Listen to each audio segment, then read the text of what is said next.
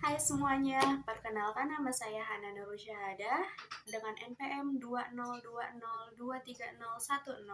Di sini saya akan mempresentasikan kembali tugas mata kuliah pengauditan 1 yaitu resum buku yang saya ambil dari Perpustakaan Subang dengan judul edisi ketiga Auditing Jilid 2 Suatu Pendekatan Terpadu yang terbit pada tahun 1990.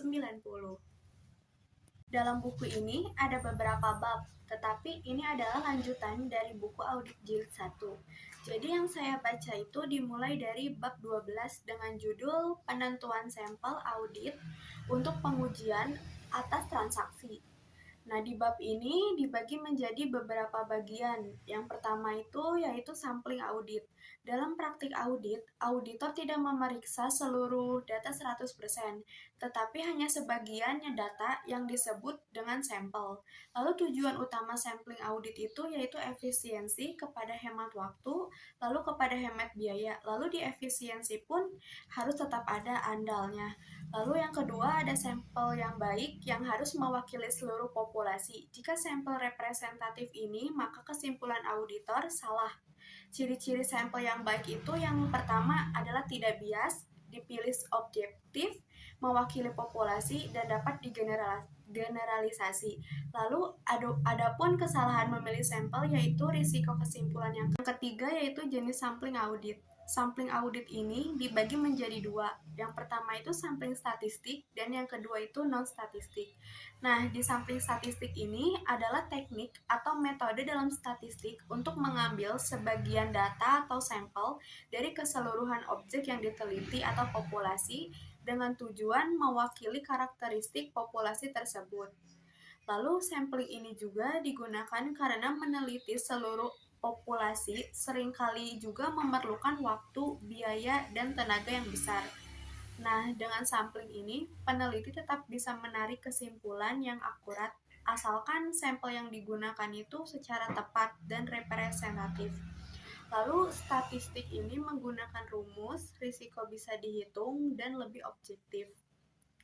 Adapun kelebihannya yaitu yang pertama bisa mengukur tingkat risiko, yang kedua lebih ilmiah, dan yang ketiga dapat dipertanggungjawabkan.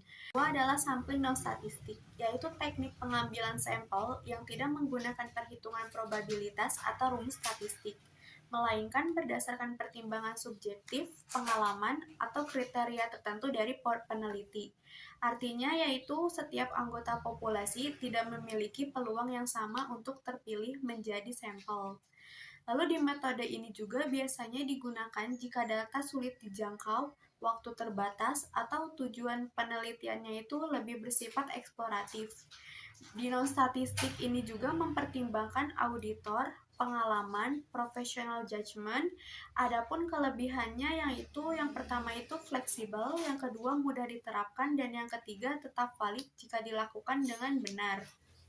Keempat yaitu pemilihan sampel secara umum. Nah, pemilihan sampel ini bertujuan agar setiap elemen populasi punya peluang yang sama. Tujuan utamanya juga yaitu untuk menghindari bias, lalu menjaga objektivitas, dan meningkatkan keandalan. Nah, contohnya itu yang pertama ada tabel angka acak, lalu undian, dan ketiga komputer. Nah, yang kelima yaitu ada atribut sampling, yaitu metode pengambilan sampel yang digunakan untuk menilai ada atau tidaknya suatu karakteristik atau atribut tertentu dalam suatu populasi, bukan untuk mengukur nilai atau besarnya angka. Dalam atribut sampling juga, hasil yang dicari itu biasanya berbentuk iya atau tidak, sesuai atau tidak sesuai, atau ada atau tidak ada. Dalam metode ini sering digunakan dalam audit, khususnya itu untuk menguji kepatuhan terhadap prosedur atau pengendalian internal. Nah, contoh yang diujinya itu adalah yang pertama ada prosedur yang dijalankan atau tidak. Selanjutnya bab 13, yaitu menyelesaikan pengujian dalam siklus penjualan dan penagihan piutang.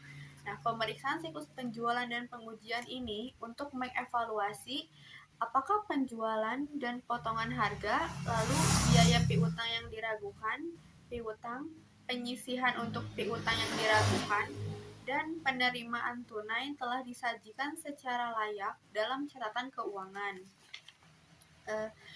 Adapun konsep siklus penjualan dan piutang itu yang pertama penjualan, lalu ke pencatatan dan penagihan, yang terakhir itu penerimaan kas. Nah, pengujian atas sistem auditor juga mengevaluasi apakah sistem perusahaan itu berjalan dengan baik atau tidak. Nah, adapun diagram prosesnya itu dari sistem perusahaan ke pengendalian sistem, lalu pengujian auditor, dan yang terakhir itu efektif atau tidaknya. Lalu contoh yang diujinya itu yang pertama otorisasi transaksi, yang kedua pemisahan tugas, dan yang ketiga itu dokumen pendukung, yang keempat pencatatan waktu. 13 juga ada yang pertama itu prosedur audit, yaitu untuk menguji efektivitas pengendalian intern harus dilaksanakan terhadap pengendalian yang ingin diandalkan auditor untuk mengurangi tes substansi.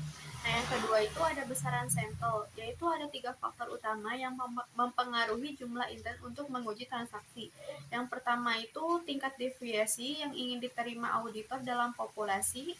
Yang kedua, tingkat deviasi yang diperkiraan ada dalam sampel. Yang terakhir itu risiko yang ingin diambil auditor bahwa sampel itu bukan merupakan representatif dari populasi. Nah, yang ketiga, intern yang dipilih yaitu esensial untuk mendapatkan sampel representatif. Oleh sebab itu, pemilihan random umumnya diinginkan dan diisyaratkan apabila mode statistik digunakan. Nah, yang keempat ada waktu, yaitu auditor dapat mengambil keputusan untuk melakukan pengujian atas sistem pada tanggal interim atau menunggu sampel sesudah akhir tahun. 11. Sampling audit untuk pengujian langsung atas saldo. Nah, perbedaan yang paling penting antara pengujian atas saldo transaksi dan pengujian langsung atas saldo ialah apa yang ingin diuji oleh auditor. Nah, dalam pengujian transaksi ini masalah utamanya yaitu menguji keefektifan dari pengendalian intern dengan menggunakan pengujian ketaatan. Lalu dalam bab ini juga ada beberapa bagian. Yang pertama itu adalah keandalan. Konsep keandalan statistik didasarkan pada penerapan yang berulang-ulang dari teknik-teknik relevan. Nah, konsep risiko statistik sangat berat berkaitan dengan keandalan. Makin terandalkan metode yang digunakan, makin rendah pula risiko bahan setiap kesimpulan yang diambil dari sampel adalah tidak benar. Yang kedua adalah sampling satuan rupiah, yaitu penemuan terbaru dalam metodologi yang dikembangkan khusus untuk pemakaian oleh auditor. Nah, ini merupakan metode sampling statistik yang umum digunakan sekarang ini untuk pengujian langsung atas saldo. Prinsipnya itu jadi semakin besar nilainya, semakin besar pula peluangnya. Ini adalah bab terakhir, yaitu bab 15, pengaruh sistem EDP pada auditing. Nah, EDP itu yaitu Electronic Data Processing, adalah sistem pengolahan data berbasis komputer. Nah, dalam konteks audit ini, EDP mengubah cara data diproses, disimpan, dan dilaporkan, sehingga pendekatan audit juga harus menyesuaikan. Lalu di bab 5 ini ada beberapa bagian yang harus dibahas. Yang pertama itu kerumitan sistem EDP, yaitu tingkat kompleksitas dalam proses pengolahan data secara elektronik yang melibatkan berbagai komponen seperti perangkat keras, perangkat lunak, database, jaringan, prosedur, dan manusia brainware. Semakin banyak komponen yang terlibat dan semakin besar volume serta variasi data, maka sistem EDP menjadi semakin rumit. Nah, sistem EDP membuat proses akuntansi menjadi lebih cepat, terintegrasi, minim dokumen fisik, banyak otomatisasi. Lalu adapun menimbulkan risiko kesalahan sistem, risiko manipulasi data, ketergantungan pada program, sulit ditelusuri secara manual. Yang terakhir yaitu kompleksitas teknik, yaitu sistem EDP dapat didefinisikan oleh kompleksitas teknik dan sejauh mana sih sistem EDP ini digunakan dalam suatu organisasi. Kedua, pengaruh EDP dalam organisasi. Dalam organisasi, EDP membuat pengolahan data menjadi lebih cepat, akurat, dan efisien. Nah, sistem ini membantu manajemen mengambil keputusan yang lebih tepat, meningkatkan koordinasi antar bagian, serta memperkuat pengendalian dan keamanan data. Namun, EDP juga menuntut tenaga ahli dan sistem pengawasan yang baik.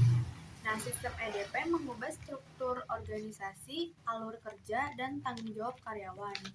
Beberapa contohnya yaitu pemisahan tugas berubah, input, proses, lalu output. Lalu banyak proses otomatis dan pengawasan dilakukan secara lewat sistem. Ada juga perubahan dalam organisasi, yaitu fasilitas perubahan yang nyata dan jelas disebabkan oleh adanya sistem EDP. Nah, kondisi fasilitas.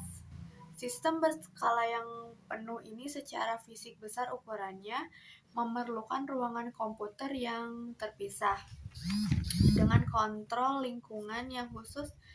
Selanjutnya itu ada daya saji informasi, yaitu ketika sistem dimulai, umumnya terdapat dokumen sumber yang mendukung setiap transaksi dan kebanyakan pengolahan akan dicetak.